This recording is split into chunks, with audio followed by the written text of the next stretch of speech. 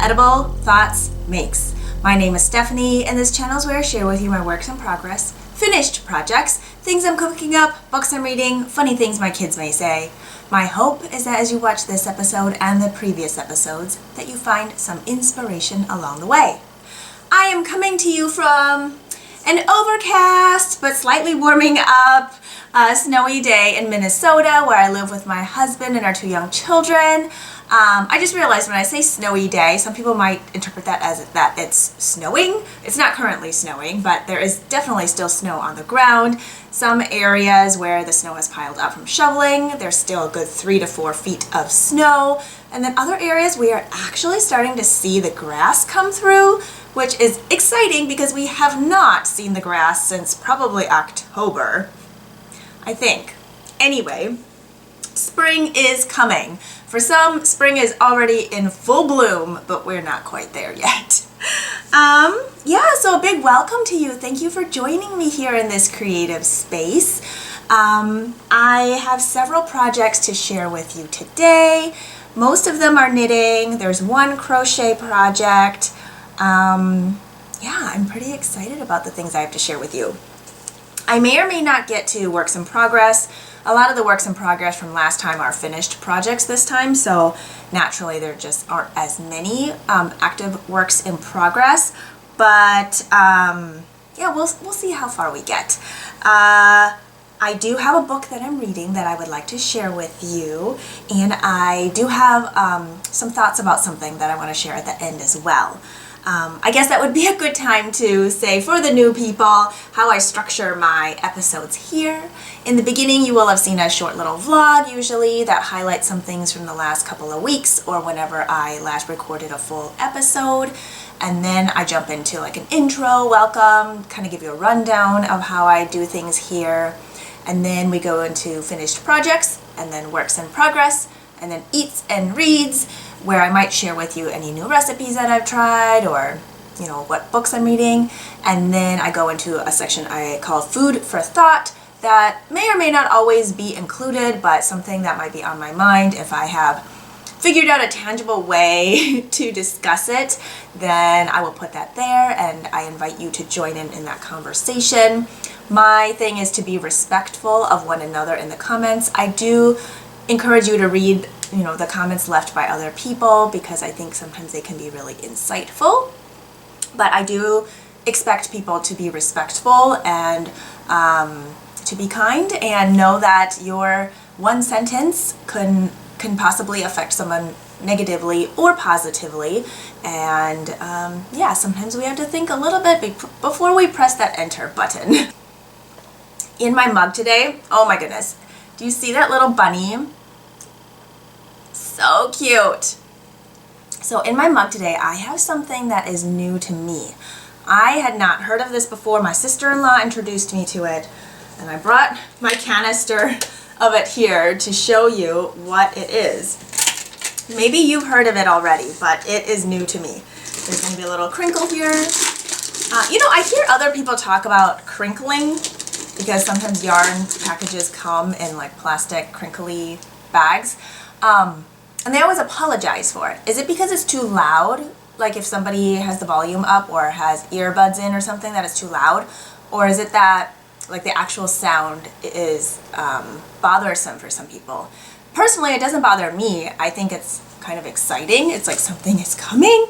And I don't mind, you know, the crinkle sound, but maybe it actually bothers some people. So I was just kind of wondering, because I always hear people say, oh, sorry for the crinkling, or there's going to be some crinkling. And so I mean, I just said, heads up, there's crinkling, but I don't know. I'm not entirely sure where that comes from. So anyway, okay. So what I'm drinking, it is called Teeccino. I'm going to hold up a couple packages so you can see what it looks like. And I am not like a coffee connoisseur, okay? Maybe I should be talking about this in the Eats and Reads section. Anyway, doesn't matter. I've already started. We're just going to go with the flow here. It's a chicory herbal coffee, and it's coffee in quotations because it's not actually coffee. It's herbal teas, and there's no caffeine. And if you've been here for a while, you'll know that I don't generally do very well with caffeine. If I have it like early in the morning, I'm generally okay, but if I have caffeine later in the day, I don't sleep well, I get jittery, I just don't do well with caffeine. And I used to not like the taste of coffee, but you know, since having kids, I like the taste of coffee. Not so much, again, not so much for the caffeine, but there's just something about the smell of it, and I just like it. So, and I like coffee flavored ice cream. I wouldn't mind the caffeine if it didn't bother me, but it does. So this is a chicory herbal coffee that's not coffee. It's acid free, caffeine free. I think, well, there's a bunch of different flavors, and the different ones have slightly different things in them. But if you have a nut allergy, I would say this is probably not safe for you. Some of them do have almond in it. It also says it's processed on machinery that also processes almonds. So I haven't seen anything other than almonds. Oh, hazelnut. I think almond and hazelnut are the two that I've seen so far. So if you have allergies to those, I would say maybe not a good idea. But I was kind of impressed. Again, not a coffee connoisseur, so if you are really into coffee, you may think, ugh, that's awful. But I actually like it. I think it tastes really good. Have you tried this before? And if so, I'd love to hear your thoughts below. I just brew it like coffee. It's like ground, and I use a drip coffee maker. So you put in 1 rounded tablespoon, and then you pour in 2 cups of boiling water. And yeah, that's it. So this has been something new to me that I've been finding enjoyment in. Again, sorry for the crinkling, I think. I don't know. So what else? Oh, links to things that I talk about will be in the description box below this video. Sometimes you have to click on show more or an arrow. If you're watching it on a TV, I guess that's not really possible. So if you need to pull out a phone, iPad, whatever other device, I guess that would be the way to do it. And I do provide closed captioning. Click on that CC button. If I talk too fast or too slow for your preferences, you can also adjust that on YouTube. You can speed it up, slow it down. I do use Ravelry for my projects, and I link to those in the description box below the video. I do specifically mark that those are Ravelry project pages, and I talk about pretty much anything that you would be able to find on that Ravelry project page in the episode.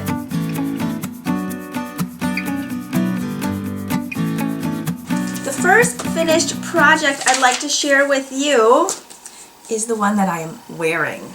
This sweater I cast on February 1st, year 2022. Yes, last year. And I completed it February 25th, 2023, this year.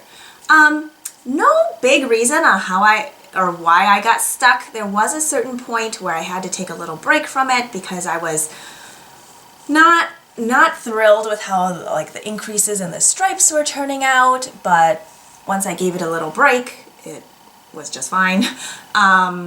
It didn't seem as I don't know, uneven or whatever. I'm not really quite sure how to explain it because it turned out just fine. But yeah, okay, so back up. This is the Kinsan pullover or sweater. I think it's just called Kinsan.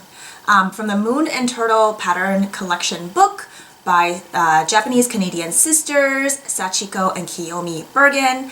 And I love everything in that collection. I don't have the book on hand with me here, otherwise I would show it to you. There's so many different patterns in there, different accessories, different sweaters, cardigans, and everything is just made like, it's like classic but with a twist. There's something kind of fun about it, and everything is customizable to various different options, and that's the way I like to make things. I like to make the same thing again and again, but in different variations, assuming I like how the pattern fits and how it's written and things like that. I just feel like, you know, if you find a good canvas for something, why not? And if that works for me, why not? So that's why I do it. So this particular one, I knit the size 2 to give me like 6-ish inches of positive ease. I picked the mock neck version and pattern 4 for the striping sequence. I feel like I'm kind of far away today for some reason. It seems different, like the distance between me and I don't know. Because I can stand up and you can see like the entire sweater. Anyway, side note. The needles I used were US 3 or 3.25 millimeter for the ribbing, and I used US 4 or 3.5 millimeter for the rest of it. The gauge is at 22 stitches for 4 inches, and it's written for sport weight. And I used the Yarn Collective Rivoli Sport at 273 yards for 100 grams. The yarn is 35% merino, 35% alpaca, and 30% mulberry silk. It is super drapey and super warm. If you are allergic to merino or alpaca or whatever, then, you know, maybe not a good choice for you, but that goes without saying for anything. If you're allergic to something, don't do it. There are like longer hairs in it, so maybe it might feel like tickly for some people, but it doesn't to me. I'm wearing a thin long sleeve shirt under it because it's still cold out, but I feel like in the fall, in that kind of transitional weather, it might be a great piece to wear under a jacket. I don't currently own a jean jacket, but I feel like it would look really nice under a jean jacket or like a corduroy jacket. I don't have one of those either, but if I did, I feel like that would look really nice with it. Yeah, I like this neckline. Something that made me nervous in the beginning too is, and I'm not giving away anything in the pattern because I know this information is written on like their main like project page before you buy the pattern. you cast on flat, and so you shape this neckline, and then you go back later and pick up and do the ribbing. And so initially when I did it, I thought, oh, this is gonna be way too wide. I'm not sure if I'm gonna like this, but I trusted the pattern, and then I picked up and did the mock neck before I think I did it like, you know, after I joined the front, or the two sides, but I don't think I had split for the sleeves yet either. So I just picked up the neckband and did that and tried it on after a little steam block, and I thought, okay, I like this. And so it definitely pulled it in more, but still has that more relaxed fit, like it's not all the way up my neck. Yeah, I really like how the stripes come out of the neckline. I think that looks really nice, and it's got a little bit of a vintagey, sporty feel to it. I think some of it's based on the colors that I picked, and those are Henri Plum. This yarn collection is based on artists. And then Amadeo Sienna is this rusty orange, and then the pale pink is Auguste Pink. And I just really like how it turned out. I think it looks really cute. I decided to do the elbow length sleeve because I find that really versatile for me. I don't remember for the body length if I knit something, let me see, between the cropped and the regular length. I don't really remember. Again, this is a sweater that I knit over a whole year, so details are a little fuzzy, but I'm glad I finished it, and it's really comfortable. I found the pattern to be great to follow. I could definitely see myself doing it again. I really like how the neckline shaping is done, and with the raglan, I feel like the stripes look really cool, and it's also just a really comfortable fit for me. I like how the raglan like sits on my shoulders and on my body, and it's a comfortable sweater. I had to switch the laundry over. I had to get a clip to put my hair up because I was getting too warm, and now we're back. So, continuing on with the finished projects. Let's see. Ooh, let's do this one. Okay, this is a crocheted cowl that I made for our 4th grader, and she didn't wear it to school today, so I'm able to show it to you. This is initially, so it's a free pattern that I followed. However, once again I modified it because that's what I do. I basically used the, let me see here. Let me find the info on it in my project notebook so I can tell you what I did. It's a free pattern that is for a shawl, so it's called the Half Granny Square Shawl. And I don't have the designer written down, but it will be here on the screen. And again, everything will be linked in the description box below the video. So basically I needed the pattern just to get the start of it for making the shape. So you start here on top and it just keeps growing, and you end up with this triangle, and you can keep going as long as you want. I had been gifted a beautiful skein of hand spun, and this is the Fiber Muse. Here's the tag.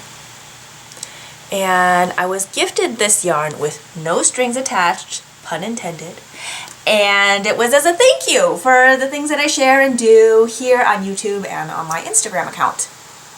And I wanted something that could be warm and cool simultaneously. So this hand spun is 50% merino, 25% bamboo, and 25% silk. And it is a worsted weight at 192 yards for 112 grams. It's a 2-ply. I am not a spinner. I could not tell you additional details, but it is just stunning. In the vlog earlier in this video, you will have seen it pre-wound and then also into cake form, and then now here it is crocheted. I knew that because it was slightly thick and thin that I wanted to crochet it, because then it wouldn't really matter if it was thick and thin. Not that it would matter if it was a knit flat fabric, but it would be more noticeable. And I also wanted it to be a transitional springy piece, so I feel like the holes here let air through while still feeling warm. And I wanted something that was really easy for my daughter to be able to put on, take off, not get in the way, and not be worrying about it falling off or having to adjust it. And these are just beautiful jewel toned colors in like lavender blues, and it's stunning. And it's a little bit shiny, and I would think that is from the silk and probably the bamboo too, I'm guessing. The merino makes it nice and warm. So then once I ended up with this triangle, I seamed it in the back. So I overlapped two of the edges, and you can either mattress stitch it or slip stitch it or do a single crochet. I think I did a single crochet. And then it's reversible because it's very tidy. So it can be seen with a ridge here on the outside, or it can be worn with it on the inside, and then there's this line. Oh, it's just so beautiful. I will put it on for you. Now, I can't wear it in all the same way. Oh, I have to take off my glasses. I can't wear it in the same way my daughter wears it because her shoulders are narrower than mine. So I can wear it here just on my neck. It's slightly asymmetrical, just the way the seams are, and I really like it that way. I feel like the neck area is still close enough where it doesn't feel like it's just gaping, but it is still loose enough that it's drapey. And so she is able to wear it with it pulled down over her shoulders as well. And so there's a little bit of coverage in that area, and that keeps her nice and warm. She says it feels like I'm giving her a hug, and oh, cue all the mommy tears. Yeah, it's just, I'm so glad she loves it, and it looks so beautiful, and it's so drapey, and it's something that'll be so easy to just put on whenever. The neckline is not particularly stretchy, so when I was trying to figure out where to seam the sides together, I just kind of eyeballed it, and I used safety pins to pin it in place. Then I put it on over her head just to make sure it was easy to pull on over her head, and that's how I decided. I think the neckline opening ends up being like 9.5 inches measured flat, and then the deepest point is a little more than 15 inches. Oops, don't want to get my earring caught in it. And I just crocheted until I ran out. So until I knew that I wouldn't have enough to do another row. And I'll show you how much I have left. It is, I believe, less than a gram. And yeah, this yarn is just so delightful, and it's so sweet that it was a gift, and I love that I am able to gift this to our daughter. Next, I guess I've been knitting a lot of gifts. So I decided to knit this cute little hat for my niece, who will be 2 this summer. And I don't get to see her very often because we don't live nearby, and she's just the cutest little thing. She's got 2 little dimples. She's in that parrot stage where she copies everything you say, and oh, she's just delightful. So this is a classic ribbed hat, which is a free pattern put out by Purl Soho. I believe it's written by Jake Canton, who designs for Purl Soho. Let me see here. Yes, the pattern comes in 5 sizes. I knit the kid size, which is to have a 12-inch finished circumference, unstretched, and I used US 3.25 millimeter needles, which is what it calls for. I knit them on 16-inch circulars, and I believe the pattern is written for DK weight. I held 2 fingering weights double, and this fingering weight is 400 yards for 100 grams, so holding that double is essentially 200 yards for 100 grams, which to me is more of a worsted weight and not a DK weight, so you kind of eat up more yarn. And it is the 2022 Farmer's Daughter Fibers June Sock Squad sock set called Zootown. I'm going to hold it up close, and this base is the Highwood sock base, which is 80% superwash merino, 20% nylon, and it's got these delightful speckles. And I had the yarn remaining from a pair of socks that I knit, so it was already in 2 cakes, so I just held the 2 together and just knit till it ran out. You can still see some fun pooling even though I held the yarns together, but it did break it up a little bit. But I feel like pooling in little kids' hats are so much fun, even adult hats, but I feel like especially so in little kids' hats, the splashes of color are so fun. I like the 1x1 ribbing. I feel like it gives it more, it grows with the kid's head, I guess is what I can say. And since I knew I was going to run out, well, I thought I might run out of yarn, but I had 51 grams to start and I used, I'll show you what I've left. I have this little dish here of all the yarns that I had left because I did really good at playing yarn chicken this last time.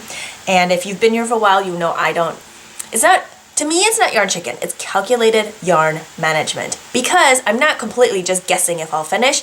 I calculate stuff out and think, okay, I think I can make it, or these are the adjustments I need to make in order to still finish my project without running out of yarn. So this here is what I have remaining, which is, I believe, less than a gram. Yeah, I had 0.5 grams of yarn remaining. These little bits go into a jar that also has yarn from like ties, when you get like hanks of yarn, and they go into stuffing for any like stuffed animal type of things that I make. Some of them, if they're long enough, they can be used as waste yarn for holding stuff as well, or gift wrapping, or making little pom-poms. But I do have a little jar, it's like a spaghetti sauce jar, that holds like all these really, really little bits that can be used as stuffing. So there's that. And so what I end up having to do is shorten this. I'm gonna sit down instead of hunching over here. So what I ended up doing is shortening this by 2 inches from the pattern. So I don't think she'll be able to fold it up like the pattern intends for it to be, unless she wears it above her ears, maybe. But she can still wear it without the brim folded, which I feel like maybe for a toddler would be less fussy anyway. If you can't get them to sit still to put that hat on to get it just right, just top it over their head and go. And she can do it herself as well. So I've got a tag on it that just says who it's to and what it is and the size, and it will have like wash care on it. And since it's superwash merino, which is what I like to do for little kids, because A, it's really soft, B, easy care. And I feel like if I'm going to be gifting something to somebody, that I want them to be able to wear it and not worry about it. And so this is going into the gift bin, and I am so excited about it. It's so cute.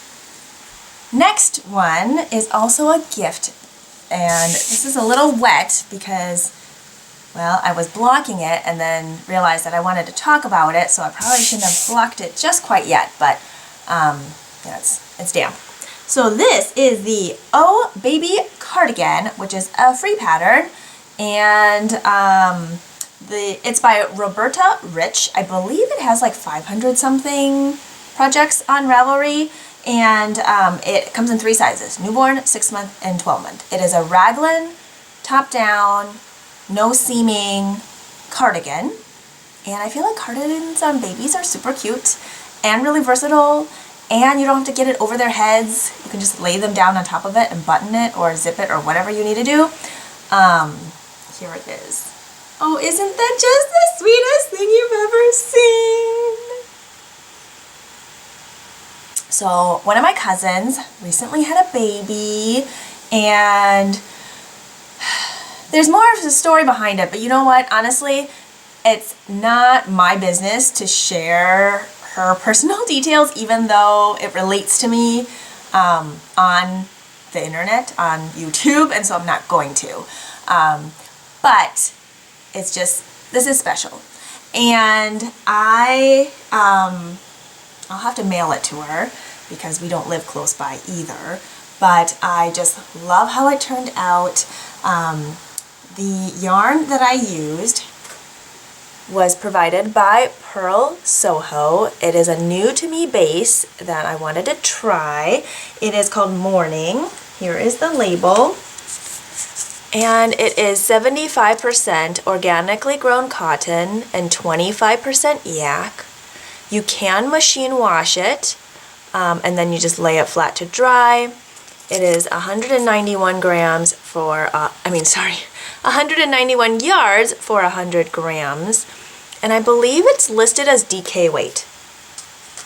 I don't fully understand how plant fibers do their yarn weight categories because I always feel like it's a little bit different. So it'll be like less yardage for that 100 grams and still be like DK or worsted or whatever. So I don't quite understand it, but that's just an observation. So I started with 100 grams and I used all of it once again. I'll show you what I've left. Here we are. That is less than a gram left of yarn. Did I say the colorway? It's Pink Lemonade and it's so cute. And so something interesting. This yarn is mostly cotton, 25% yak. It does not feel squeaky like some other cotton yarns or stiff, and my hands did not hurt using it. I feel like it was a very round yarn.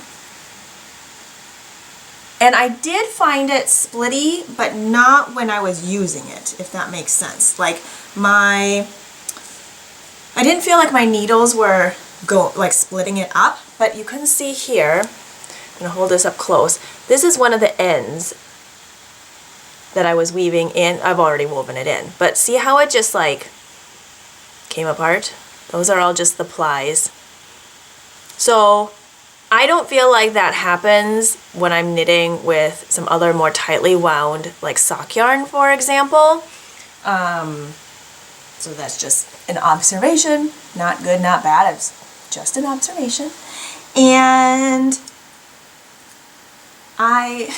what was I going to say? So, okay, so it's V-neck, as you can see. There's raglan shaping, and you knit the button band as you go. And there's 4 buttons in the pattern. I opted to do 2 because I think that's all I wanted to do. I have these really cute little pink rose buttons that I put on. I have similar buttons on a cardigan I knit for myself and then similar buttons on a cardigan I knit for our 4th grader. And so we all have cardigans with similar buttons, which is cute. But I think I did get gauge. I knit the 6-month size, and the sleeves I had to shorten because I ran out of yarn.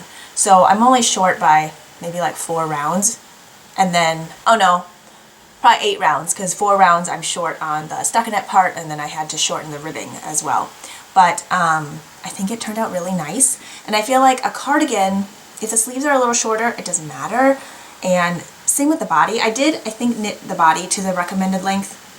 If not, maybe it's slightly shorter, which I also think is okay, because the cardigan can be kind of cropped or kind of shrug-ish as they grow. So this is the 6-month size, but I feel like she could definitely wear it to a year or so, maybe, depending how quick she grows. But I love how it turned out. I used US 7 or 4.5 millimeter needles, and I think it's so cute. The pattern I feel like did have a little error in stitch count at one part. I feel like maybe it was in the sleeve section. It's not a huge deal, it's pretty easy to figure out.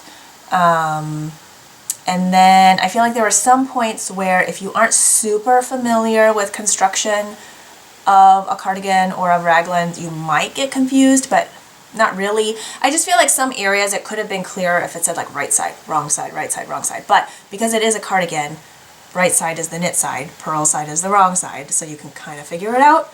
But if you're like completely beginner, maybe it would be confusing. So, but otherwise I feel like it's a pretty straightforward pattern to follow, but you might need to have a little bit of knowledge. Okay, ready for the next one? Dun dun dun dun! This is the Far and Wide hat. It is a pattern by Taylor Harris. It's a free pattern on Purl Soho's website. Once again, I modified it slightly because that's what I do. I feel like that is the theme of everything that I do. I take a pattern and I modify it to how I need it to work. And there are 5 sizes in this pattern. I knit the adult small. Pattern calls for US 3 or 3.25 millimeter. I went down to a US 2.5, which is a 3 millimeter. I can't remember if my gauge ended up being the same as theirs or not. The gauge is 27 stitches for 4 inches. I think I must have been close. I don't quite remember. I did measure, nope. I thought I measured my final like width and all of that stuff, but I don't think I did. Anyway, doesn't matter. So the pattern has you cast on provisionally, knit a certain length, fold it in half, and then unzip your provisional cast on, knit to that, and then you keep going, and then you finish off with the crown. So the bottom brim part is double layered, and then the top is single layered. And the sample is written for linen quill, and that's what I used, which is a Purl Soho yarn. It's one of my favorite yarns. If you've been here for a while, you know that I just love this yarn. I've used it for garments and for hats and for the half and half triangles wrap. I don't think it would be great for socks. It's not like your most like elastic, and I just don't think it would be great for socks. But for everything else, I really like it. It is a 50% fine Highland wool, 35% alpaca, 15% linen. And instead of the provisional cast on, I just did an old Norwegian cast on, also known as a German twisted cast on. It is a stretchy cast on, and I just knit to the cast on, and it's perfectly stretchy. It just omits that extra step. I have nothing against the provisional cast on. I just personally don't find it always necessary. If you are someone who casts on really tight, then maybe do that. But if you aren't, or can use a stretchy cast on, then try that instead. And what else? The pattern uses just 2 colors, but of course you can do whatever you want. I thought I wouldn't have enough of my main color, which is the pale mushroom. I have the hat inside out right now. So I started with lavender opal, and these are all remaining yarns from previous projects. So I started with lavender opal, and that way I figured if it stretched a little, you wouldn't really see it, because, you know, you might see some of the color as it's stretching out, like between the stitches. So it's similar enough that it's not going to be like, you know, a block of hot pink showing through the stitches. So I did that, and then once I ran out of that amount, which was like 11 or 12 grams, then I started with the pale mushroom. And now, since you won't see the inside unless you fold up the brim, you don't have to do the stripes on the inside, but I was playing around with color, trying to kind of figure out what I wanted next to each other, so I did it. But because I did the lavender opal there, if I fold it up, it looks a little funny because there's that transition in between that block of main color. So I feel like if I were to do it again, I might, well, I don't know. On the inside, I might just not do stripes. I might just do all solid. So my camera had this weird error message on it, so I had to stop and just take stuff off of it to make sure that things recorded correctly. But anyway, I'm back, and I don't quite remember everything that I said in this hat, but we're just gonna move on. I don't think I told you about all the different colors, so that's where we're gonna start, because colors make me happy and not frazzled. My main color is pale mushroom, minus the lavender opal I used to sub on the inside, and I have peony pink, which is a very light pale pink. And then we have peachy pink, which is kind of a pastel neon melon color. And then we have red poppy, which is an orange leaning very vibrant red. And then rhubarb pink, which is like a vibrant deep magenta. And then bright flamingo, which is a fluorescent coral orangey pink color. And then pink pop, which is a fluorescent pink. And then here it is the peony pink again. And I think I ended on talking about doing the inside solid next time instead of stripes. I think that if you plan on folding up the brim, you can still do stripes, but even if you did solid, that would still look nice. So I feel like the inside contrast, or inside could be contrast, like a solid color that kind of goes with the scheme, or like a pop of color surprise type of thing, or it could be the main color. Either way. I don't plan on knitting, or I don't plan on wearing it folded up because of how I did the color thing there. And turns out I could have probably used just my pale mushroom. I only had, let's see, I had 48 grams of the pale mushroom remaining from another project. And based on the estimate in the pattern, it said 55 grams estimated. I don't know the percentage wiggle room, and I guess I could have asked a designer and figured it out that way, because if they're, depending on the percentage of wiggle room, I might have been okay just doing it with the 48 grams.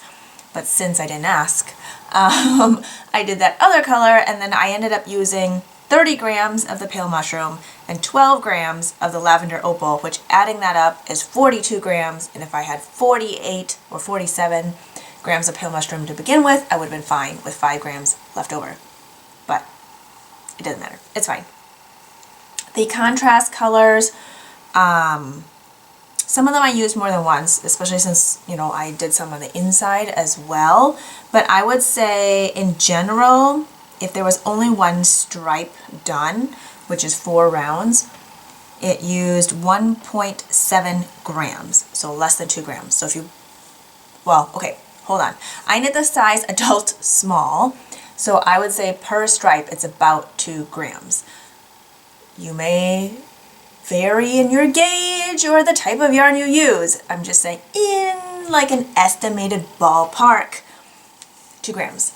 If you're knitting a smaller size, it'll be less than that. Could be even 1 gram if you knit the smallest size. I don't know. You'll just have to try it out yourself. I feel like sometimes people ask me, you know, because I've made modifications or because I've measured stuff out, they ask me details for their own project, but honestly, I can't give you specifics about your own project. You'll have to weigh the yarn, weigh it before and after to see how far you go in 4 rounds, how many grams you use.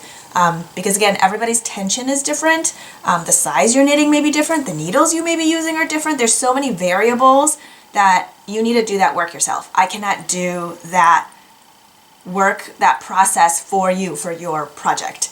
But I empower you to do it yourself because you can do it yourself. I do think having a scale is super helpful. I don't have one to recommend other than find one that weighs stuff to be more precise. So if you can get it to like the 10th or 100th place versus like just 2 grams, I feel like that's more useful. The ones that don't do it as precise can still be useful if you're looking more for a ballpark, but since oftentimes I'm measuring stuff to the 10th or 100th of a gram, I find that more useful than having ones that only go down to like a 2 gram accuracy. Because again, like if a stripe is 2 grams of yarn, having something that only weighs to 2 gram accuracy is not going to be helpful to me. So just my 2 cents on that.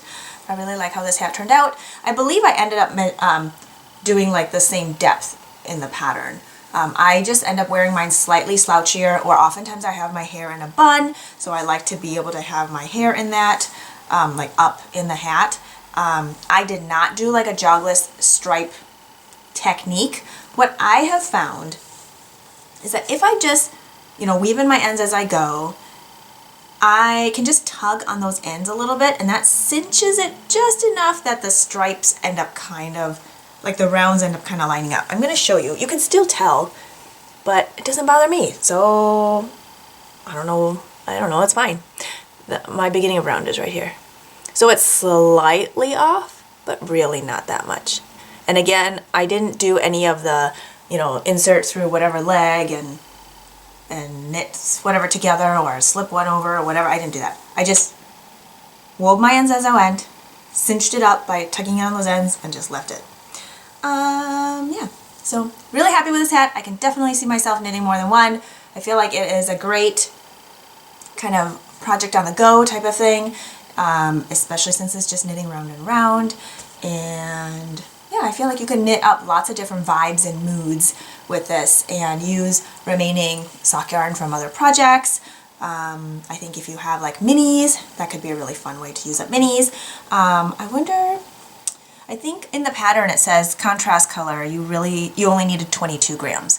So those mini skeins that are 20 grams, that could be a really fun way to incorporate that.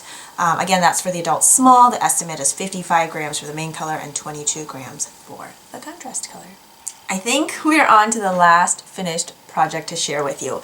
I do have one more, but it is on the blocking mats. It is my Love Note sweater, and I will wear it and share it with you next time.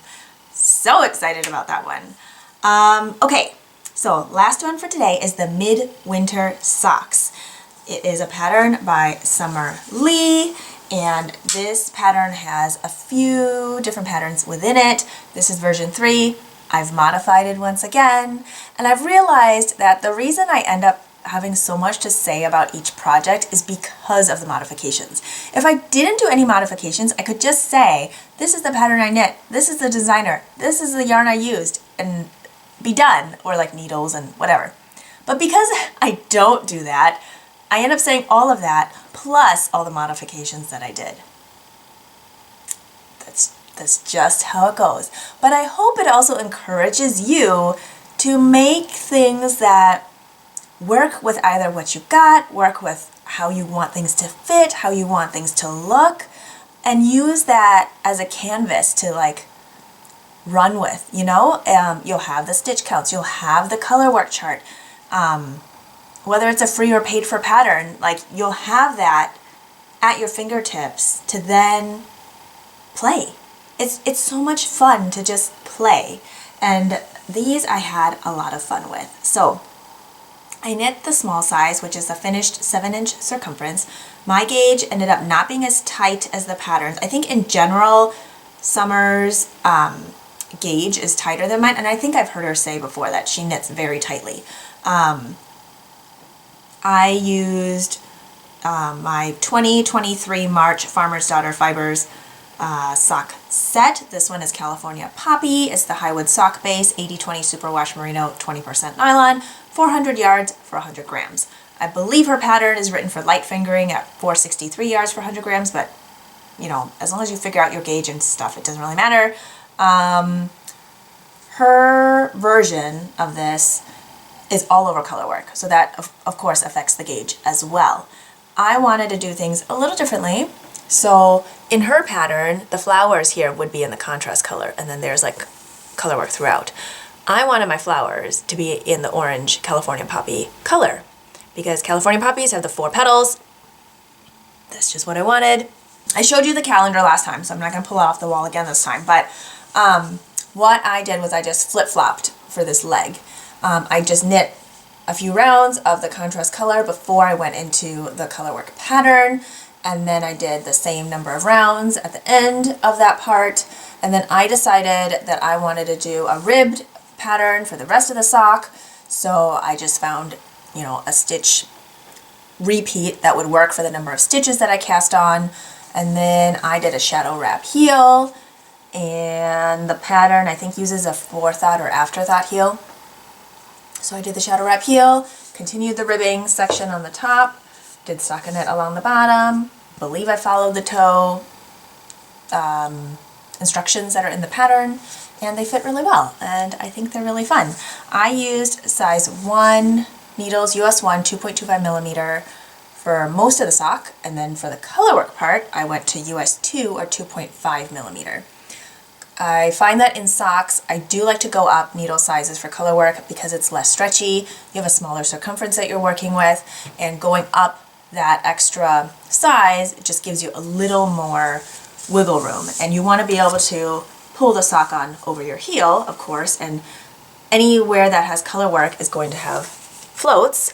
And if there are floats, that's going to keep your sock from stretching as much. So just going up that needle size can help a lot, and it can vary for everybody. Some people might need to go up even more, or some people might only need to go up half a needle size, but it just depends on you, and that'll just come with practicing and experience and playing around. So I ended up using 53 grams, about 53 grams of the main color and about 11 grams of the contrast color.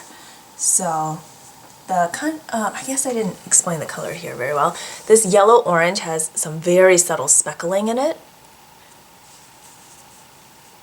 And then the contrast color is a very deep emerald green.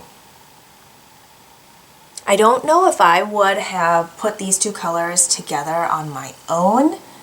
Like, I don't know if I would have been drawn to putting those two together, but I did have fun with the unexpected surprise of the color combination, and then feeling inspired to knit this pattern with it. I knit this pattern also with another Farmer's Daughter sock set. I think January 2021. And that one I did follow the pattern as written, and I think those fit okay. I think they're a little tight around the heel part, because I believe I did the forethought or after that heel in that as well, and over time just realized that heel is not for me. It just feels too tight, and plus the color work, plus that shallower heel, it was just not the best combination. Like, I can still wear those socks, they fit okay, but not like my ideal fit. So yeah, I encourage you to play around. I love how these socks turned out. I think they're so cute.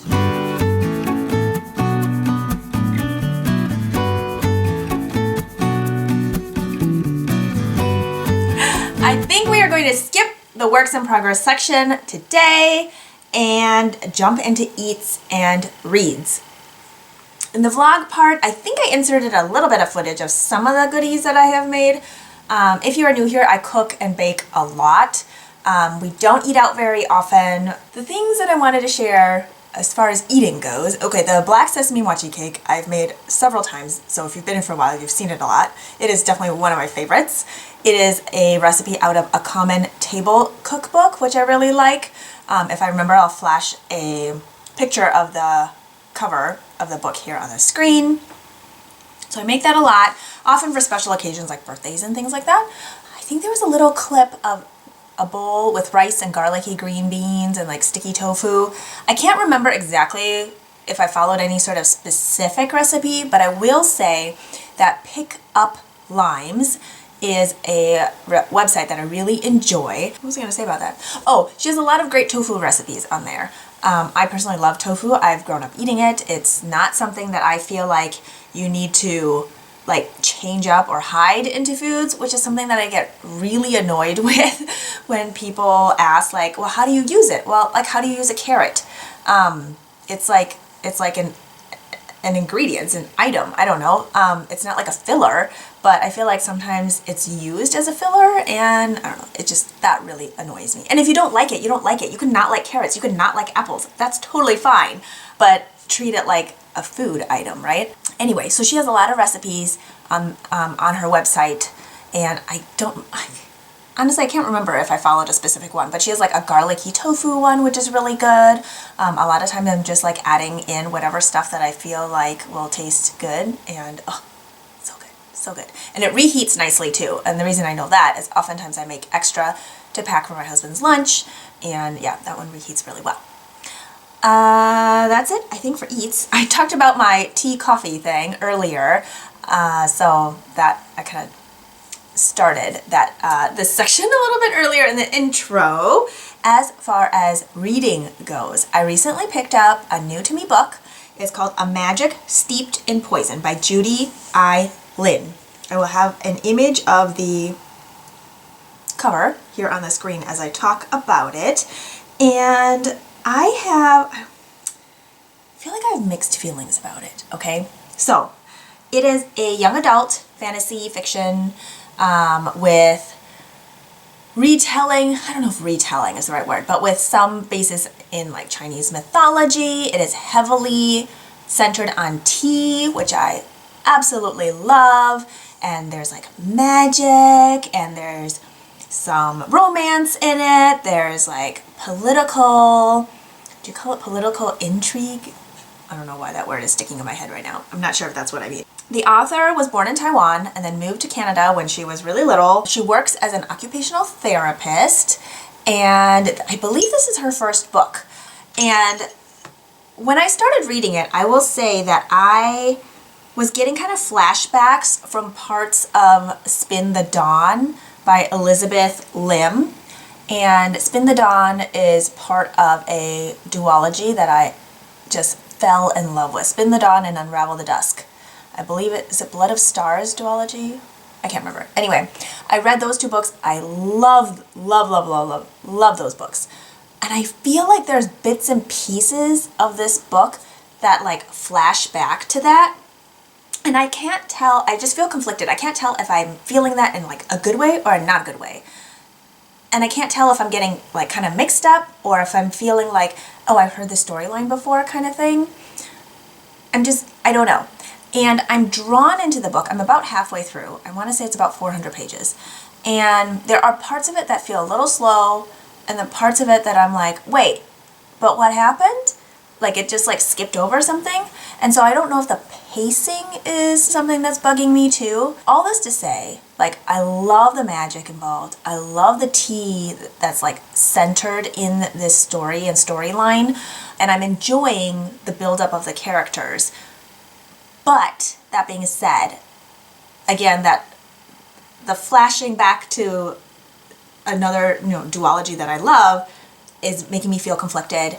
And the fact that I'm halfway through the book already, but I don't feel quite invested in some of the main characters is making me feel a little like, I don't know how to explain it, just a little, So I'm going to continue reading it. I believe this is a duology as well, but the other book is not out yet. I think it comes out in the fall. I don't know if there's more than that, so I don't know if it's like a longer series or just a duology. And I do plan, once I finish the book, I do plan on reading the second one. So I like it enough, but again, there's those like feelings. So I don't know. Have you read this book? Do you plan on reading it? The cover is so beautiful. In general, I am enjoying it, but at this point, I would say for similar books that I have read, like A Girl Beneath the Sea and the Daughter of the Moon Goddess and Heart of a Sun Warrior, like that duology, and then the Spin the Dawn, Unravel the Dusk duology, like those books I feel like I really, really loved, and I feel like I liked those better than the one that I'm currently reading. That being said, I'm only halfway through. It's just my thought process on it right now.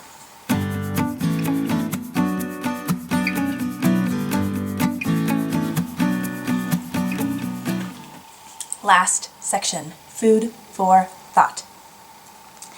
I wanted to talk about what grounds us. And think about it for you. You don't need to tell anybody else how to ground themselves. This is center yourself here on how you ground yourself. I feel like it's so easy to get in our heads and be stuck with some thoughts that just go round and round that may not be for our best benefit. And how do we break through that to ground ourselves back to what's important to us, what are our priorities, what matters to us, and like how do we want to feel, how do we want to be, how do we want to parent, how do we want to communicate. So my question for you is, how do you ground yourself? What do you do? Is there like a routine or ritual, daily practice type of thing that you find really